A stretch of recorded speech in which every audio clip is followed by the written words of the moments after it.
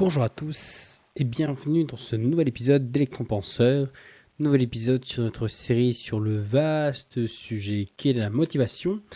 Alors après un tour d'horizon rapide de la motivation dans l'épisode 124 et une présentation de la motivation extrinsèque à l'épisode 125, même si j'ai passé la moitié de l'épisode à confondre les deux types de motivation, aujourd'hui on va donc tout naturellement parler du second type de motivation, la motivation intrinsèque. Mais avant toute chose, bonjour à tous et bienvenue dans ce 126e épisode d'Electron-Penseur.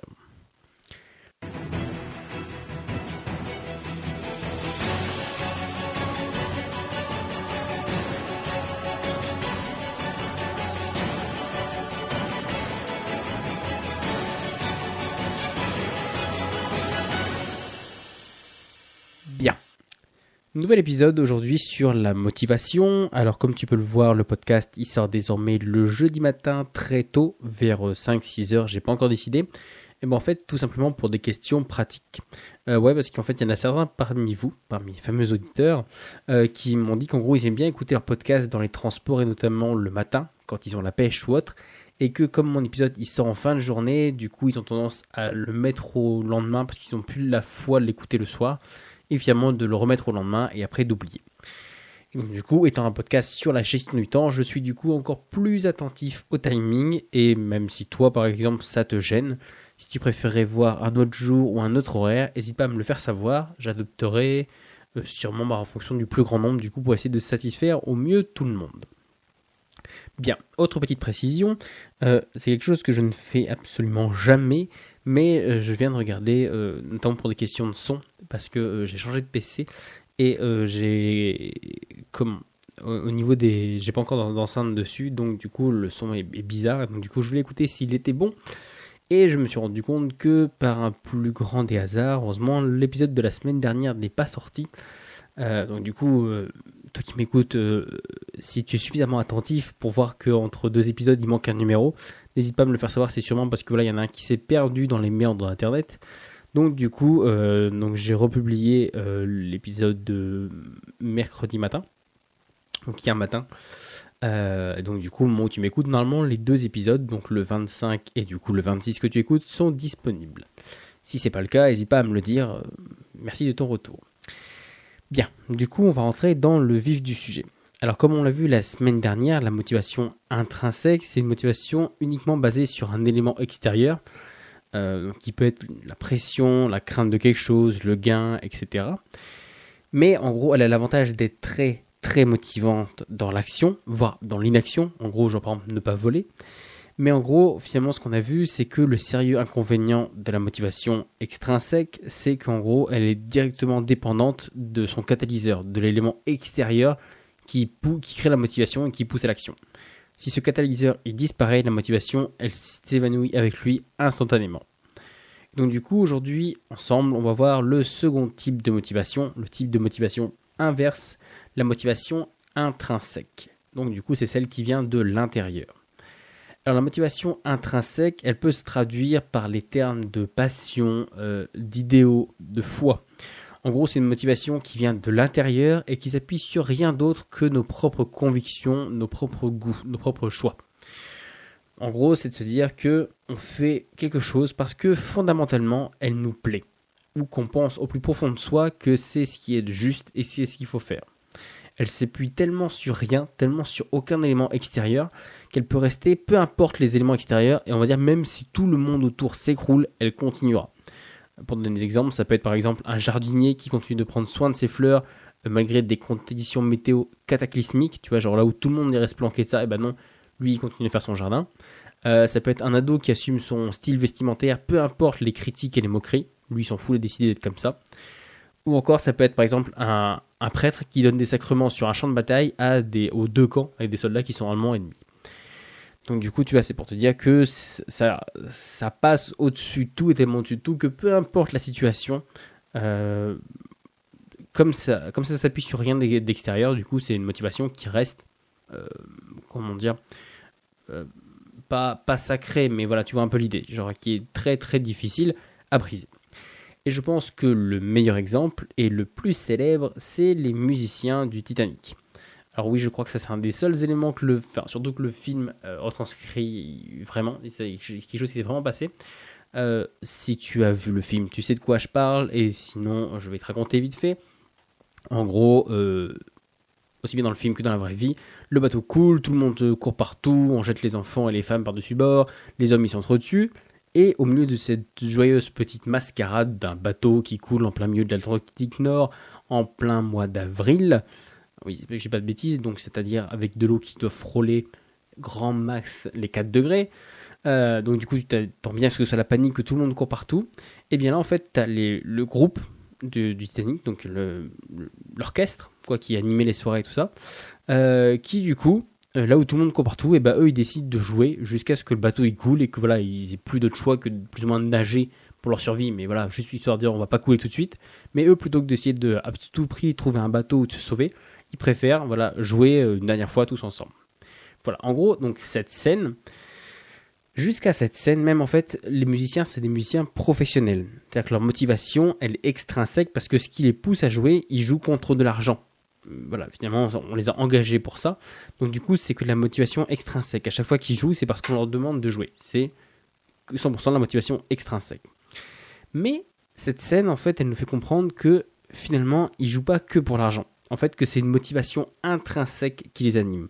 Parce que ils jouent parce qu'ils aiment jouer. Ou juste pour la beauté de la musique. Ou même juste pour le plaisir de jouer ensemble. Donc du coup, cette motivation intrinsèque, elle est si forte que quand même leur propre vie, elle se résumerait à quelques instants avant de mourir, et ben c'est la chose qu'ils préfèrent faire, c'est jouer de la musique. Donc tu vois ce que je veux dire, c'est, je trouve, le meilleur exemple de motivation intrinsèque, parce que c'est quelque chose qui te pousse vraiment, que voilà, c'est vraiment de se dire, si tu restais que quelques instants à vivre, tu voudrais de toi-même quand même le faire, parce que c'est quelque chose qui fondamentalement te plaît. Donc du coup voilà, ce qui par contre n'est pas le cas des mecs dans la salle des machines qui peltent le charbon et eux c'est full extrinsèque. C'est-à-dire qu'une moindre toute petite fuite de rien du tout et tout le monde se barre en courant.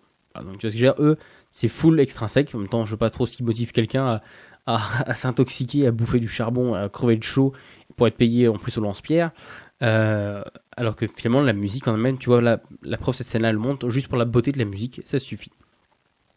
Donc du coup, voilà donc ce que c'est que la motivation intrinsèque. En gros, c'est quelque chose qui te motive tout seul de l'intérieur et que tu pourrais faire quand bien même tu serais finalement le dernier. Pardon, je reprends depuis le début.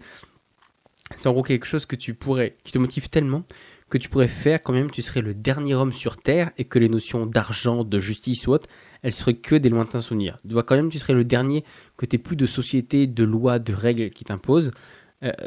La motivation intrinsèque, c'est faire quelque chose qui te plairait quand même. Voilà, par exemple, faire du jardin, faire de la peinture, faire du yoga, lire, voilà, ce genre de choses. Alors maintenant, la question qu'on va se poser, c'est en gros, d'où vient la motivation intrinsèque ?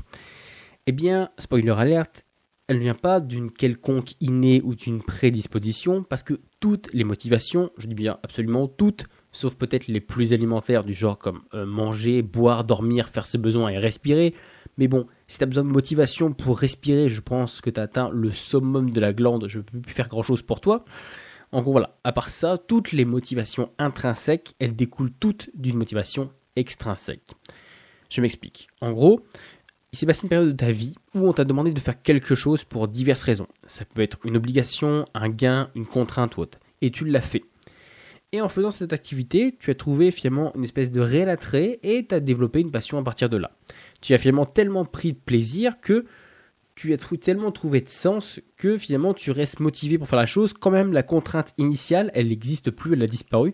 Toi tu restes motivé pour faire cette activité-là. On va prendre un exemple. Tu es passionné de foot. Tu pourrais en faire pendant des heures, jour et nuit ou autre. Eh bien, tu n'es pas né comme ça. C'est parce que une fois, il y a un élément extérieur, ça peut être un prof en cours, ça peut être tes parents qui te poussent pour jouer avec eux, ça peut être un entraîneur si tu t'inscris dans un club, ça peut être tes potes, tout simplement. Tu vois, c'est une espèce de pression sociale, mais c'est quand même une pression.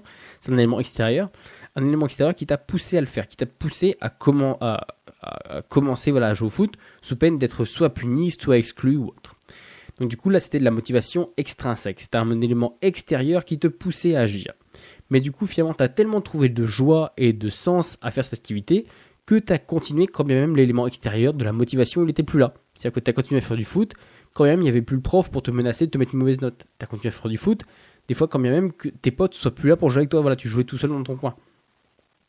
Donc du coup, voilà, toutes les motivations intrinsèques, elles naissent donc toutes d'une motivation extrinsèque. Et d'ailleurs, comme on le verra dans l'épisode de la semaine prochaine, je pense que aucune des deux motivations n'est forcément meilleure que l'autre, même si on va se mentir que la motivation intrinsèque, elle possède un certain avantage, parce que notamment le fait qu'elle n'ait pas besoin de catalyseur, ou juste pour la lancer au début, mais du coup, c'est quand elle était encore, on va dire, sous forme de motivation extrinsèque. Mais donc du coup voilà, c'est ce qu'on va voir du coup la semaine prochaine. Je te montrerai aussi la semaine prochaine comment on va passer de la motivation extrinsèque à la motivation intrinsèque et voilà le lien qui les unit. Là on va dire que j'étais un peu dégrossi, mais tu vas voir qu'il y a vraiment un lien entre les deux. Donc du coup voilà, c'était pour te montrer que la motivation extrinsèque c'est besoin d'un élément extérieur, la motivation intrinsèque c'est une passion, c'est une foi, c'est quelque chose, tu as la conviction, tu le fais parce que ça te plaît, parce que tu as envie, parce que tu y crois. Même si, comme je viens de le dire, à la base, t'es pas né avec, c'est quelque chose, on t'a poussé, et finalement tu dis, ah bah tiens, ça c'est bien, j'aime bien. C'est pour ça que je pense que quelque chose qui peut être génial, c'est surtout par exemple les enfants, c'est de leur faire, on va dire, le maximum d'activités, ça peut être voilà, d'artistique, sportive, culturelle, que sais-je, parce qu'en gros, plus tu leur fais découvrir de choses, plus ils ont de chances de découvrir une passion. Donc, du coup, voilà, c'est bien ça. On va dire souvent que les gens qui s'intéressent à rien, ils n'ont pas de passion. Et bah, du coup, parce que c'est vrai. Parce que du coup, c'est le fait qu'il n'y ait pas quelque chose ou quelqu'un qui les ait poussés. Même, des fois, ça peut même être soi, tu vois. Genre, des fois, tu peux t'appliquer ta propre motivation extrinsèque, pardon, dans le sens où tu te forces à faire quelque chose, tu vois. Tu te dis, j'ai pas envie de faire un truc artistique. Mais ma vie elle est fade et je voudrais trouver quelque chose et donc du coup je vais me forcer à aller faire de la danse, de la gym, d'aller au cinéma voir des vieux films, tout ce que je veux dire. Et finalement peut-être que dans 80% des trucs ça va te faire chier, même en plus il y a un petit effet nocebo parce que tu t'es dit dès le début que ça allait pas te plaire, mais il est possible qu'il y ait quand même 10% de trucs qui, oh putain c'est génial ça, c'est ça que je veux faire. Et donc du coup, tu sais, ça découle toujours de ça. Donc du coup, je pense que pour en fait développer tes passions, il faut que tu aies le plus de possibilités du coup possible.